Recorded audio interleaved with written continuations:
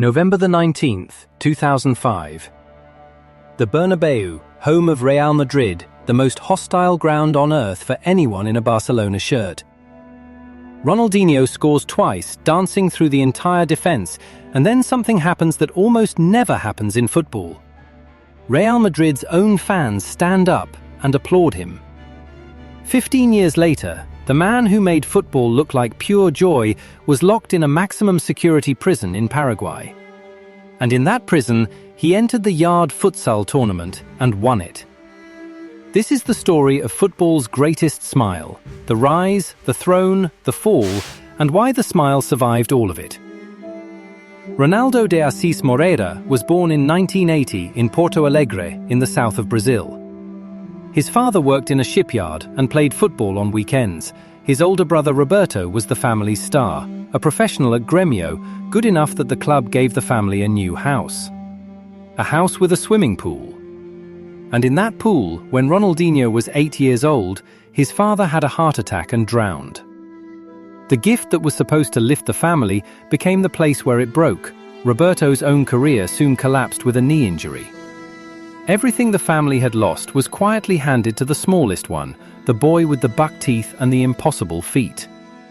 He grew up in futsal, where the ball is heavy, the space is nothing, and you invent or you disappear. At 13, his youth team won a match 23-0. Ronaldinho scored all 23. The local paper wrote about him for the first time. It would not be the last. He made his Grêmio debut at 18, and within a year the whole continent knew.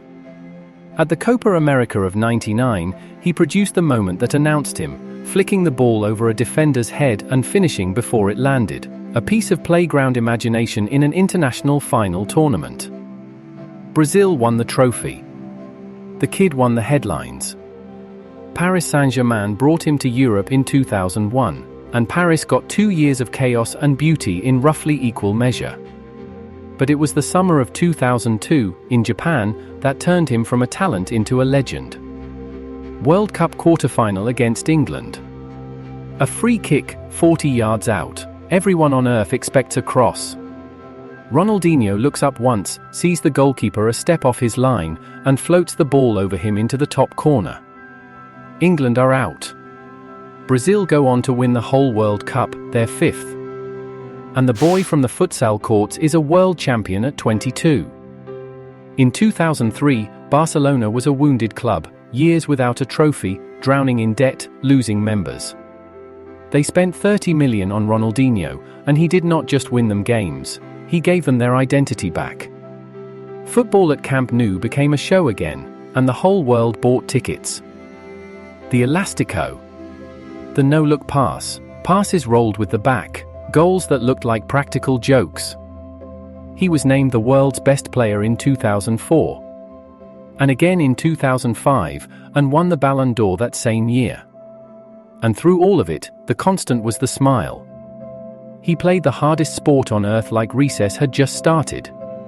Which brings us back to that night at the Bernabeu, 2 solo goals so good that the enemy rose to its feet. Players spend whole careers hoping their own fans love them that much. Ronaldinho got it from the fans of his greatest rival. At that moment, he was not just the best player in the world, he was the most loved. And in the dressing room, a shy Argentinian teenager watched all of it. Ronaldinho took Messi under his wing, told the veterans to leave the kid alone, assisted his first goal, and later said something almost no star ever says, "This boy will be better than me." He did not guard the throne, he handed it over, smiling. Then, quietly, the nights got longer than the mornings. The parties became famous, the training sessions less so. The body softened, the explosions came less often. And by 2008, Barcelona was rebuilding around the kid he had protected. The king left so the heir could rule. Milan got flashes of him, real ones. Then Brazil called him home, Flamengo first, and then Atlético Mineiro, where something beautiful happened. At 33, written off by everyone, he dragged the club to the Copa Libertadores title, the South American championship they had chased their whole history, and was named the continent's Footballer of the Year. One last kingdom, built where it all began. Even the goodbye tour glowed. In Mexico, playing for Little Querétaro, he produced one final masterclass so complete that the opposing stadium, just like the Bernabeu a decade before, stood and applauded. The legs were gone. The imagination never left. He never really announced the end himself. In 2018, his brother confirmed it, almost in passing. And without football's structure, the drift got worse. The money thinned. The entourage did not. And in March of 2020, it all landed at once. Ronaldinho and his brother flew into Paraguay and presented passports that were real documents carrying false information. Whether they knew is still argued about. What is not argued about is what came next. 32 days in a maximum security prison in Asunción, and nearly 5 more months locked in a hotel on a bond of $1.6 million. And here is the part that tells you who he actually is. Inside that prison, the inmates organized a futsal tournament. Ronaldinho entered with a cell block team, scored 5 goals in the final, set up 6 more, and won it 11-2. The prize was a trophy and a 16-kilo suckling pig.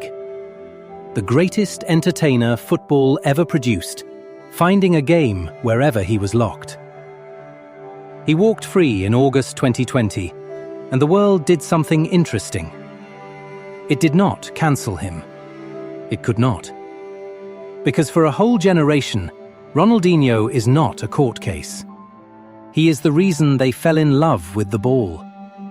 2 World Player Awards, a Ballon d'Or, a World Cup, and 1 billion kids who tried the elastico in the street. Today, he travels the world as an ambassador for the club he saved and the game he decorated. The fortune rose and fell and rose again. The friends came and went. The smile never moved. Some players conquer football. Ronaldinho did something rarer. He reminded everyone why they started playing.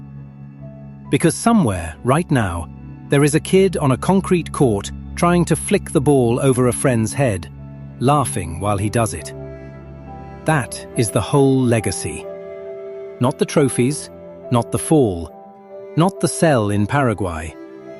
The joy. Nobody in the history of this sport ever made it look more like play. If this story stayed with you, subscribe to Beyond the Boots for more. The boots tell the story. We just follow the footsteps.